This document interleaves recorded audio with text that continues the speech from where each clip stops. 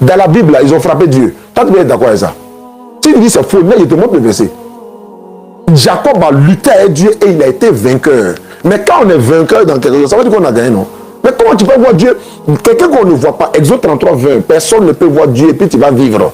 Mais on dit Jacob a lutté avec Dieu et puis il a frappé Dieu et puis il a gagné. Oui, Oustas. Oui, mon frère, quand vous ne connaissez pas quelque chose, demandez, on va vous expliquer. Ça, c'est juste une représentation de la victoire que nous avons à travers la mort de Jésus. C'est pour aussi nous enseigner, nous les chrétiens, ça ne te concerne pas. Peu importe comment nous allons lutter, la victoire est à Dieu. Et il prend cette victoire, il nous donne. C'est lui qui combat pour nous. C'est lui qui lutte pour nous. C'est pour cela d'ailleurs que les chrétiens disent, nous disons que nous sommes plus que victorieux. Parce que la lutte, le combat a déjà été mené par Dieu. Et il prend cette victoire parce qu'on ne peut pas combattre. On ne peut pas combattre de nous-mêmes. C'est difficile, c'est très difficile, voire impossible. Donc, il lutte pour nous et c'est lui qui a gagné. Il a gagné Jacob. OK? Et comment il a même lutté avec Jacob? C'est pas l'esprit qui a lutté avec Jacob. C'est pas un esprit. Il est venu en homme. Parce que il ne peut pas, Dieu, comme tu dis bien, Dieu, on peut pas, personne ne peut voir Dieu. Donc, il ne peut pas venir dans toute sa gloire. Pour venir, il faut qu'il vienne comme un homme, comme toi et moi. Il lutte donc avec Jacob et il bat Jacob au niveau de la hanche, il tape Jacob et il prend la victoire et il remet à Jacob. C'est ça, c'est ce que ça veut dire. Tout ce qui est dans l'Ancien Testament pour nous est très symbolique. On ne prend pas ça à la légère. Ça, c'est des choses à venir qui sont toutes écrites dans l'Ancien Testament. Pour nous, chaque chose dans l'Ancien Testament est très symbolique, très important pour nous instruire. Donc, pour qu'on comprenne mieux le Nouveau Testament, on doit rentrer dans l'Ancien Testament pour savoir, pour regarder les prophéties, pour regarder les actions, tout ce qui s'est passé là-bas, c'est une représentation des choses à venir.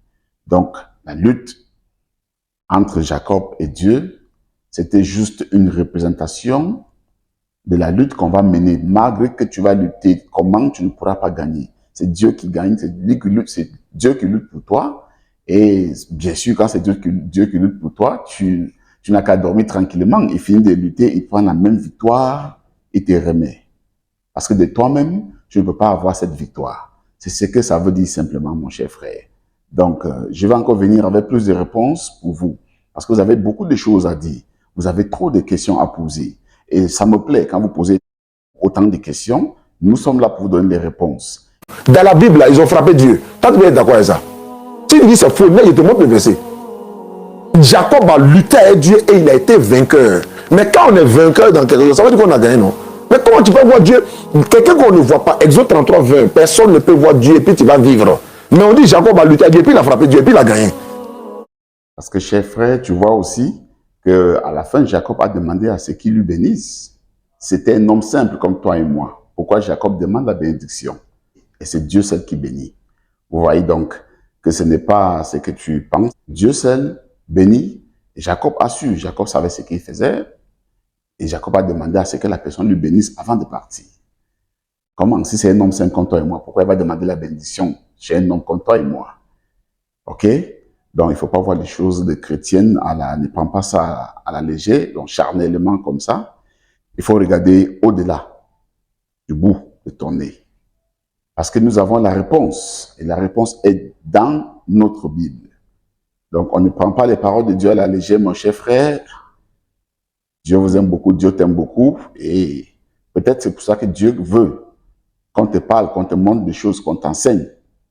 Et n'oublie pas, nous sommes tes mentors. C'est pas moi qui dis, c'est ton propre livre.